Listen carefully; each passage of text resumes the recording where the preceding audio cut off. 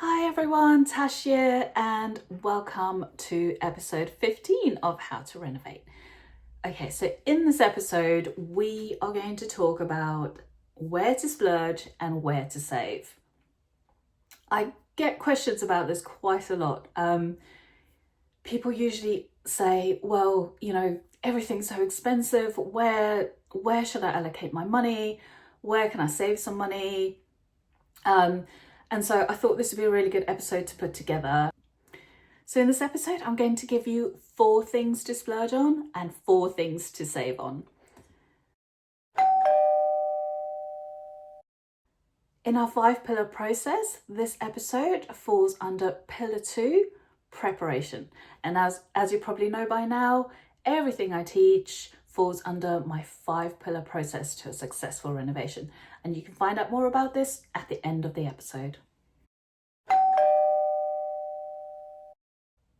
Okay, so let's get into it. Let's get started. So let's look at splurging first. So here are 4 areas to splurge on. So number 1, definitely spend on your structural elements.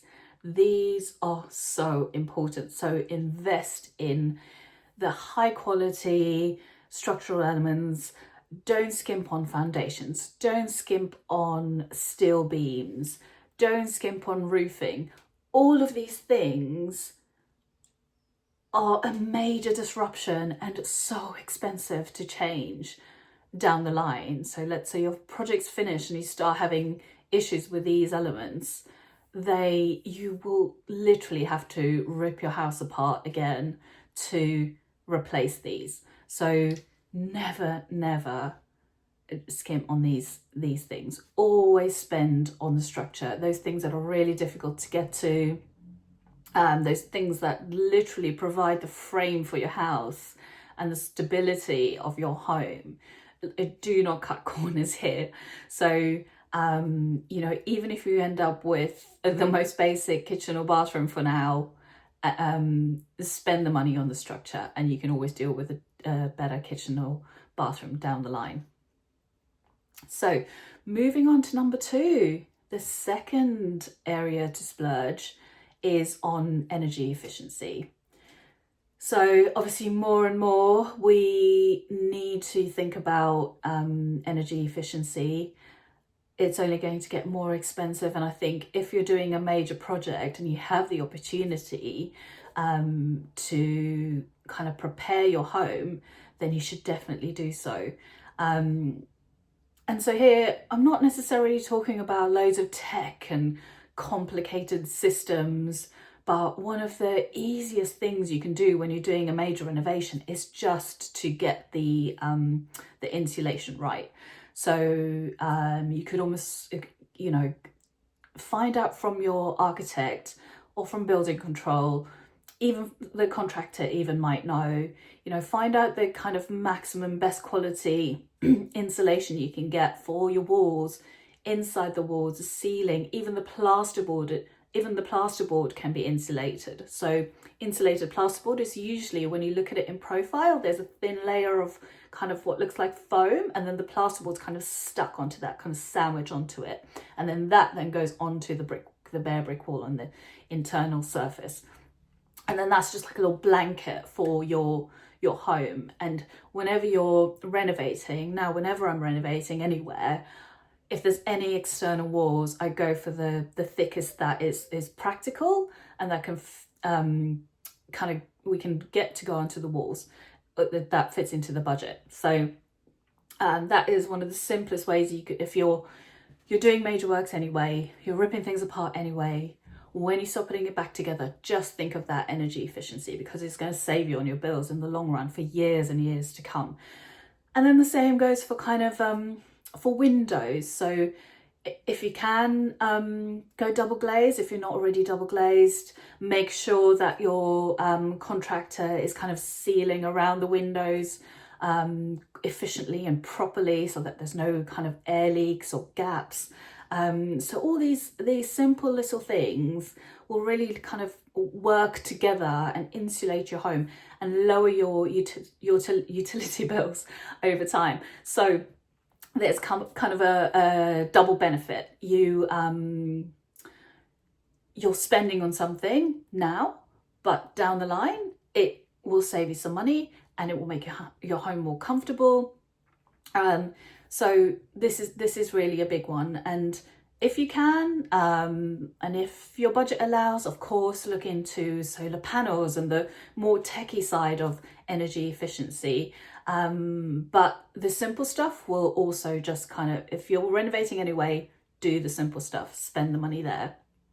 Okay, moving on to where to splurge, number 3. So kitchens and bathrooms. So obviously you can go proper luxe if you want, but my tips in kitchen and bathrooms is to always opt to spend the money on the things you touch. So let's take the kitchen for example. In the kitchen, I will always have the best worktops that I can afford or the client can afford. I will always suggest to kind of luxe out on those, because that they will last. If it's stone, if it's granite, if it's marble, if it's a composite stone, they will last for years and years and years. And so you won't need to spend money on them again for a long time into the future. But then things like kind of cabinetry and so on, I'll get into that when we get on to the way you can save part.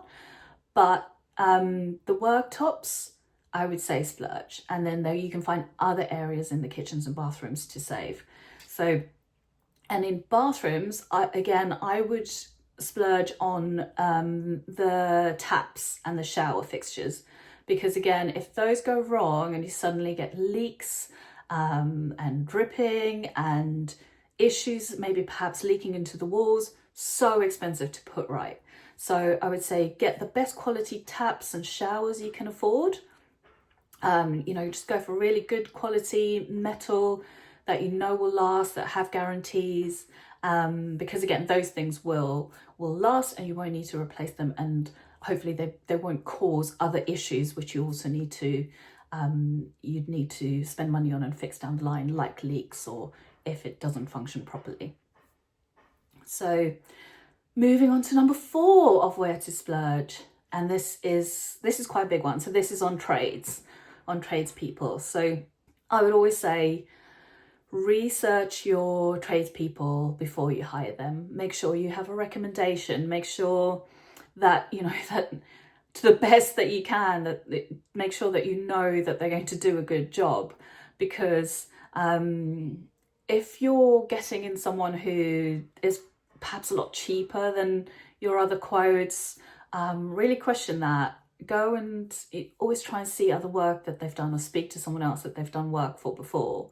Because if you don't get someone for the most important trades like electrics and plumbing, those complex skills, you really can end up in a sticky situation, because if their work starts going wrong, if electric starts going wrong or plumbing starts going wrong, they can be really quite dangerous. They need to be done properly.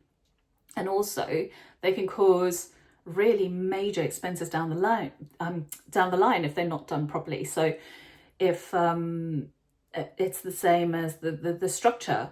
So let's say your electrics aren't done properly and you need to redo them for whatever reason. If you'd hired someone who wasn't good at what they were doing, you would have to rip into your walls and take everything apart to get to those electrics. And then of course that will lead on to extra costs like replasterboarding, replastering, redecorating. So, try and get recommended people, licensed professionals, look up their references, get references. That's a big one. So make sure you use recommended trades. Okay, moving on. We are now going to look at 4 ways to save. So here's some ideas of ways to save. Number 1 is DIY, so do it yourself. Now, I do realize that not everyone can do this, but if labor is so expensive, it's sometimes the majority of the cost, sometimes it depends what the job is, of course, but the materials, if it's the usual construction materials, they usually can be quite reasonable, but obviously the skilled labour is where the real costs come in. So if you are skilled and you are quite comfortable with DIY, I would say there are certain places you could probably save yourself a lot of money. So things like painting and decorating. If you feel comfortable doing that, I mean, at the moment now in April 2024, when I'm getting quotes in for decorating here in the UK in London, it's about £1,000 a room at the moment. So if you're doing a whole home, it goes into the thousands just to paint the home. So you really can save quite a lot doing that. And if you feel comfortable, of course, and if it fits in with how your builder works, and you don't want to get under their feet and start going in to do things while they're all there. But if you can work it out from the start, and let's say, for example, your contractor's given you an itemized costing or an itemized quote where you can, they have kind of line itemed decorating, for example, and it says £6,000 to decorate the home, you could say to them, look, I really would like to save that money. Can you take that out and I will do that myself. So that is somewhere you can save. And however, I would like to caveat that by saying, be cautious with what you take on. Always leave the complex jobs, like we just talked about, electrics and plumbing, always leave it to the professionals. I would just say, don't even touch those if you're not qualified. But the kind of lower skilled work, like like painting and decorating, and perhaps some cabinetry or shelving, that kind of thing, I think you can definitely save there. Okay, moving on to number 2. So the second way you can save is, okay, so we're back to kitchens now. So is to flat pack your kitchen cabinets and any kind of storage hacks as well. So, I mean, who doesn't love a custom built, beautiful kitchen or cabinetry? It really does sometimes make a room, especially if it's, cabinetry in the living room. It's got beautiful carpentry made cabinetry. But it is a major place you can save. And in the kitchens, I have used flat pack kitchens in pretty much all of my own home renovations now, and I've probably done about 5 or 6 of my own, and then I've done clients' ones as well. But if I'm doing a place for myself, I always save on the kitchen cabinets. I always go flat pack, and then I always kind of dress it up. So there are ways you can make it look bespoke. There are now so many different kind of modular systems that will make it look like it's bespoke, and you can add certain elements. For example, I've added in my own home here, I had custom doors made, so the carcasses of the cabinets were flat pack. They came with really good internal organisers, actually, kind of corner pullouts, cutlery organisers, pots and pan organisers. But I had the doors custom made in oak ply, so kind of black stain oak ply. And also another way you can kind of dress it up is by using handles, so sourcing quality handles. I recently planned another kitchen where I used flat pack cabinetry, but I went online to source vintage door handles, so something really quite special for the door handles. I found some Victorian solid brass vintage kind of antique door handles and pulls. So those will then just elevate the doors, and then, like I said before, you're spending on the worktops, so that tops everything off quite nicely. And if you're clever with your cabinetry, you spend on your worktops, and you are clever with the detailing, which whether you want to spend a bit more on handles or so on, just to elevate it a little bit and give it that little bit extra, then I would say do that, because bespoke made kitchens, for a regular sized kitchen, anywhere upwards from about 20 to 30,000 pounds. So, and compare that to flat pack carcasses, and you're probably looking at about 3 to 4,000 pounds for a kind of standard size kitchen. So yeah, flat pack your kitchen. And then another one on this is using flat pack and then hacking them. So I'm sure you've seen on Pinterest, on Instagram, all these IKEA hacks where you just buy a basic shelving unit, make it look built in with moldings, spray painting them, hand painting them, adding little details, changing up the door furniture, the door handles. Those are amazing to save as well, because again, bespoke carpentry, bespoke wardrobes, so expensive. And if you've got the budget for it, amazing, because they are gorgeous. But if you don't have the budget, think about flat pack and think about, go and Google and go and find some hacks, and you will find so many clever ideas of how to kind of elevate just standard flat pack furniture. So that's a really good tip. You could save thousands, tens of thousands even, if you're looking at kitchens. Okay, so moving on to the third way to save, and this one is reuse or hunt down bargains or resale sites, so resale websites. When I'm doing renovations for myself, I use this a lot. So I hunt on eBay. I try and find resale sites. So let me give you an example. So in my current project, before I even had the quotes from the builder, I knew more or less the sizes of the windows that were going to be installed, because I had the drawings. I'd done up some drawings, an architect had done up some drawings, so I knew roughly the sizes of the windows and doors that needed to go into the property. I then went online. I found a company that resells brand new windows and doors that have been made, so double glazed, steel framed, beautiful windows in the colour I wanted, which was anthracite, dark grey, and they were selling them at a fraction of the price it would have been to have those bespoke made to the sizes that the architect had put in the drawings. And the reason this is because those items that they resell, either they were made for a different client and they discovered that they were maybe slightly the wrong size, because perhaps they'd already created the openings for those windows. So when the windows arrived, they weren't the right size for the openings that had been created. But I was working backwards. So I was getting the windows already on site before the project had even started. So the windows were on site when the builders arrived, and I said to them, these are the windows, make the openings to this window size.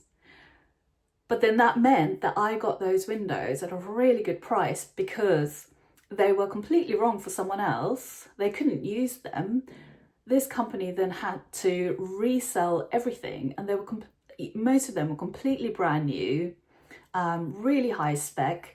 So if you're just clever about it, kind of knowing the process and knowing that the builder can make the opening to your window size, it doesn't have to be the other way around.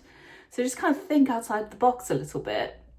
And I literally saved thousands, because to have all the windows made, I think in the end I bought about 5 windows, 5 double glazed windows and a glazed door, which I found for a bargain on eBay as well. And that, I think, came in at literally a fifth of the price of what it would have cost to have all of those bespoke made. So get clever with your sequencing. If you know kind of the sequence and more or less what happens, during the building process, you can start to do these things and not kind of be caught unaware where you're just being told by your builder or your architect that you need to order the windows now, and then you have to wait, 8 to 14 weeks for them to arrive. You can work backwards like that. So I really, really recommend that you do that. And at the end of the episode, as always, I'm going to tell you again where to find some information on the sequence of the process. But I urge you, just go and watch that free video lesson. It just gives you an overview of really how you can just best prepare for your project. So I really urge you, go and watch that if you get a chance. Okay, moving on to number 4. So where to save, number 4. And this one is to leave the plumbing where it is. So in bathrooms and kitchens, when you're renovating these, one of the most expensive costs is to either install new plumbing and electrics to where it needs to be. So if you are keeping the bathrooms and the kitchens in more or less the same locations within the home, within the renovation, then this will definitely save you money, because it doesn't mean to say you have to keep everything exactly where it was in the old layout.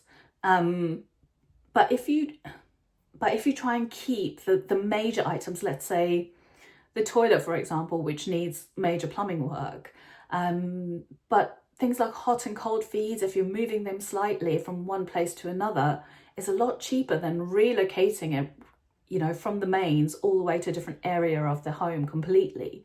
So keep that in mind when you're at the planning stage, right at the start, whether you want to kind of move whole rooms to a whole nother location in the home. I mean, this doesn't always work. Sometimes it is necessary. Sometimes the layout is just not working and you do need to move whole locations of rooms, like kitchens and bathrooms. It's just to make the overall home function a lot better. But if you can avoid it, and there's an opportunity to kind of keep something where it is, or you were thinking of keeping it there anyway, then just try and plan around that and kind of leave the plumbing more or less in the same area, because plumbing costs are expensive. Plumbing labor costs are expensive. Plumbing materials are expensive. So that will definitely be a place to save on your project. Okay, and then before I go, I just wanted to cover this. So we're talking about ways to save, but I just wanted to cover that one of the biggest ways you can plan and save on your renovation is actually just by planning and being organized. Like I said with the windows before, if you go into your renovation with a plan, a solid plan, with layouts, with an idea of budget, you are in such a good position to keep on track with everything. If you've kind of researched the process and if you know what's coming and what happens at which stage, it will prevent mistakes because you've planned well. So, and like I always say, changing mistakes or making changes, especially during construction phase, is one of the most expensive times to make changes. So if you didn't think things through, or you didn't plan properly, and you come on site and you wish you'd done something differently, and you start making changes on site, that is going to cost you a lot of money. It's not to say you can't make changes. There will be changes on any renovation. So I've never worked on a renovation where there weren't little changes here and there, and sometimes big changes. Sometimes the client completely changes their mind, or something happens in their lives where they need to change the home. So just keep it in mind that if you plan well, research well, again, go and check out that free video lesson on the sequence of the renovation I've got for you. But, fixing those mistakes, and also management of you. So I'm sorry to say, but the contractor and the architect managing you, if you don't know what you want or you don't know what you're doing, they are going to charge you for their time doing that, because they want to move on. They've got lots of work and they are busy. So if they are constantly having to manage you and go back to you for exactly what you want and keep chasing you up for where you want things and what you want where, that's going to cost. It's going to cost money. So just plan, know the sequence, and those things alone will save you money. I mean, obviously there's materials and labor costs as well, but just managing the client sometimes costs so much money. So make sure that you're prepared to manage yourself. You've planned, you've thought carefully about what you want in your new home, you've looked into it all. All of these things together will just make for a smooth, stress-free project and also save you money. So thank you so much for joining me in this episode. I really hope it was helpful. Please do me a favor and go and subscribe. It just helps other people who are renovating. It helps them to find the podcast as well, so they can also get some renovation help for free. So thank you for that, and I'll see you next time. Bye bye. For more information on my 5-pillar process for successful renovation, you can go directly to southplacestudio.com/pillars, where you'll find an introduction to the process which covers each of the pillars and what they cover. We also have a number of other free renovation resources. Go now to southplacestudio.com/freebies. I have created some amazing freebies for you there. There is one on the process, like we just said. There is one on planning permission. There is one on kitchen design. There is another one on lighting planning. Go and check those out. There's so much free information there to help you with your renovation.